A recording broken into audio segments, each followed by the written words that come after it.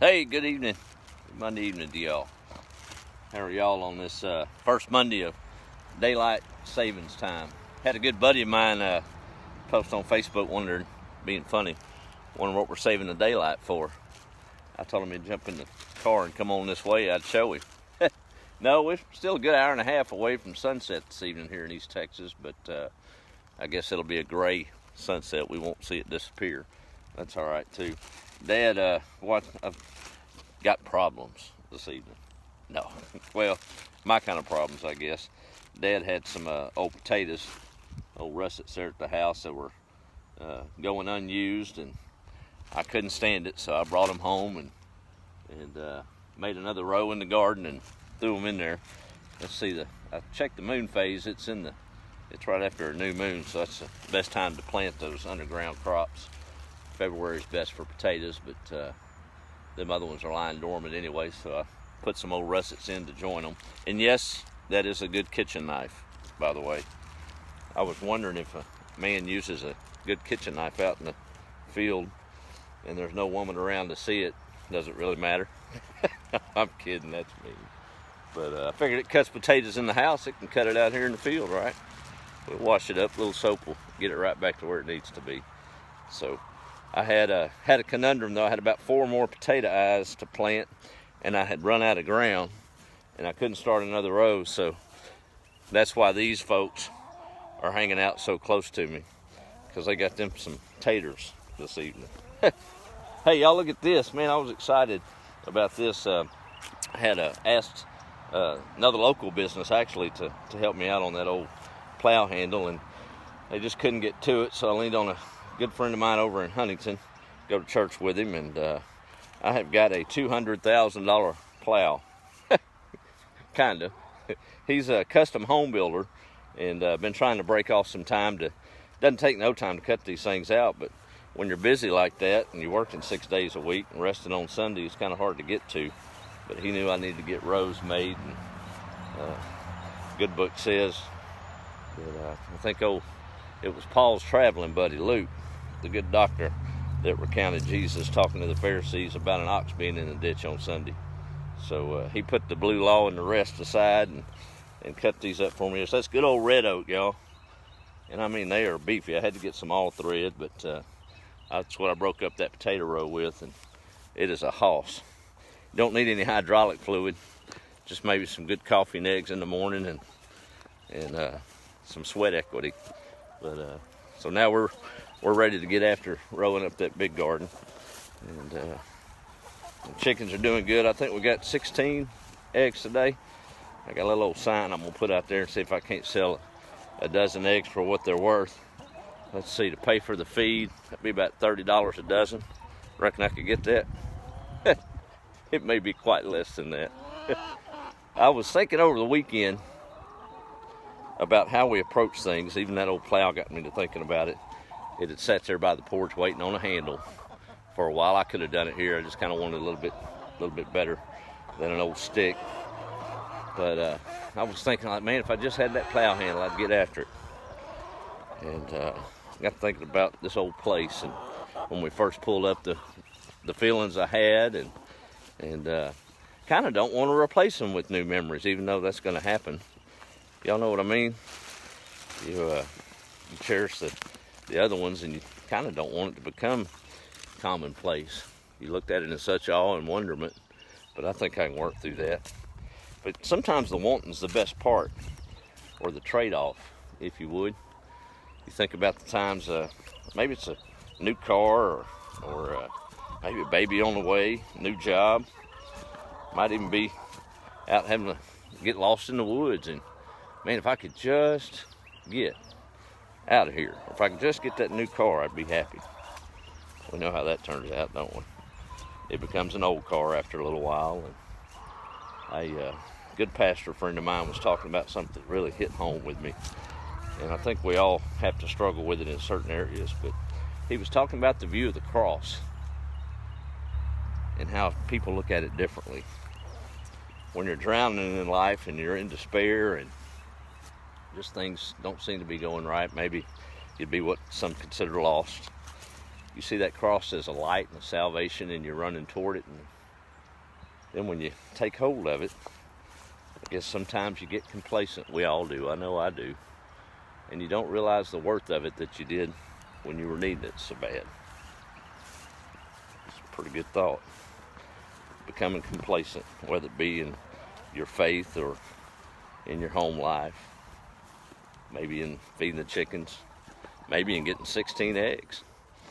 I remember a day when I'd been happy to see one out here, and now, oh, 16, okay. Isn't that funny? Something we all got to work on, and we can do it with a smile. But I think that, look at that. They ain't hungry. As soon as I throw feed out, they just run off and go find a worm. They just, that's something. I guess I'm a pied chicken popper. And these are too big to run. They just sit there and cackle. Anyway, I don't know, just thoughts I was thinking of, kind of. I have got a good visitor coming. Of course, any visitor's good. So y'all remember getting ready for visitors? Nowadays, I guess, oh, okay, yeah, come on over. Well, I'm mowing the yard because even though it's March, my aunt is coming. She's a native Texan. She's been on the East Coast for quite some time, and they make a couple of runs a year to Texas. And they're actually staying in a bed and breakfast about a couple of miles from here. Nice little cabin over there for the Upper Melrose Road.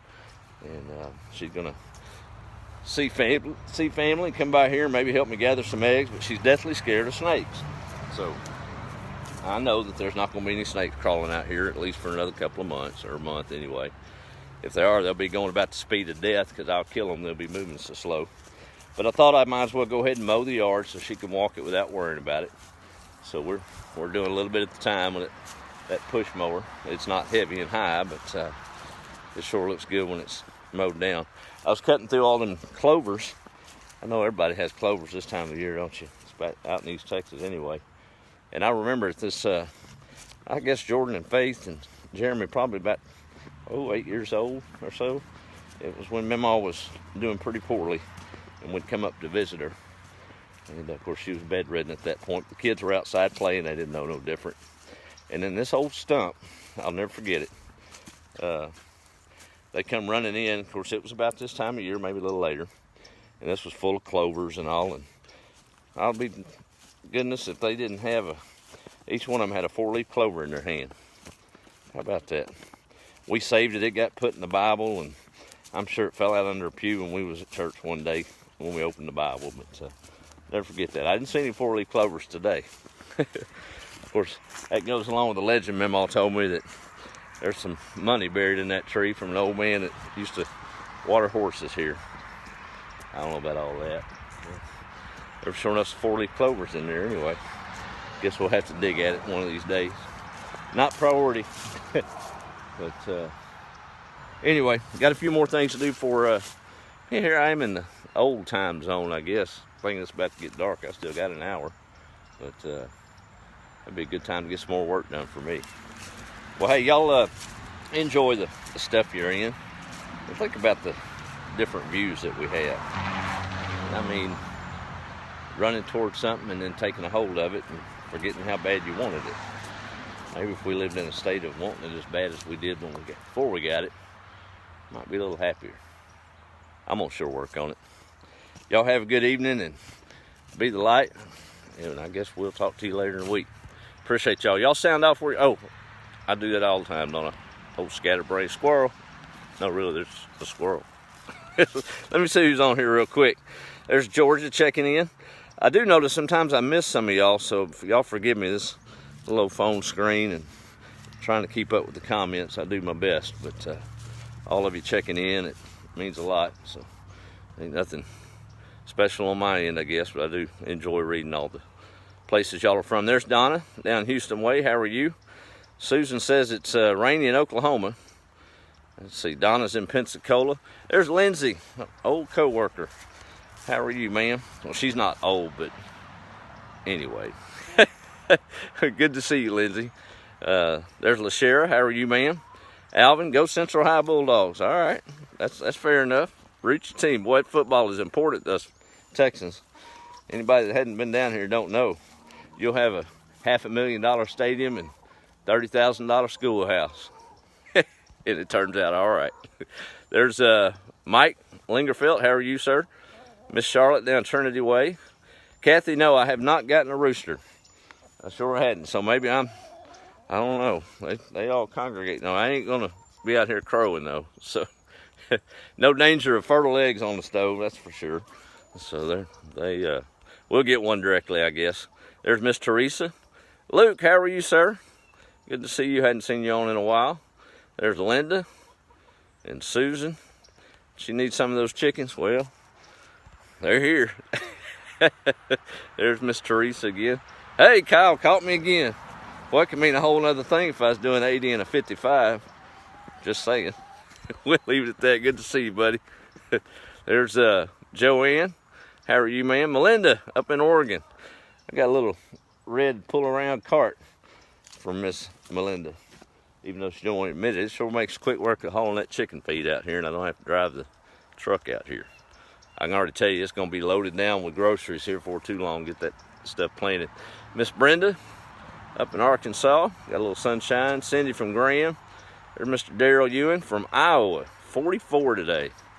Well, thank you for checking in there. It's about 5 degrees warmer than a jacket here. I imagine if it's a little bit cooler, I'd have to have one on. Of course, pushing that mower and that tiller around, and especially that hand plow, you have to worry about the sweat more than you do the cold. Hey, Gregor, how are you, buddy? Hope y'all had a good time in Houston over the weekend. My buddy from Wannabe Fishing, they went down to Big Houston Expo, doing big things here on Lake Sam Rayburn. Y'all check those guys out. Got a heart to get folks connected back to the outdoor sports and fishing. I think you're gonna load up Aunt Pat and take her fishing. I don't know, I may have to be a spectator in that one. That one ought to be a good one. No, y'all have a big time this Saturday on the lake. I think the weather looks pretty good. There's Pepper from North Idaho, Patty from Parker County, Connie's up in South Carolina. See, Mary's in LeClaire, Iowa. Hi, Debbie, how are you? And Angela. And there's Glenn down Dayton Way. Good buddy of mine. I said old co-worker a while ago. I guess I can call you an old friend, but I ain't talking about the age. Well, kinda. I think I'm older than you. I better shut up while I'm ahead. Hey, thank y'all for checking in, and appreciate y'all coming along. But it's getting garden time. Of course, the weeds are coming up from where I tilled it. I was either gonna have to mow it or till it again, so I tilled it. But we'll have to do some more I got my plow back, so now I can get my rows done, and we'll start getting corn in first, and peas will come a little later. Potatoes ought to be looking at us pretty quick, but we'll see. We'll keep y'all updated. Let me get these chickens settled and call it evening. Y'all be the light, and we'll talk with you later. Hey, Shelly, on the way out. Talk to you. Be the light.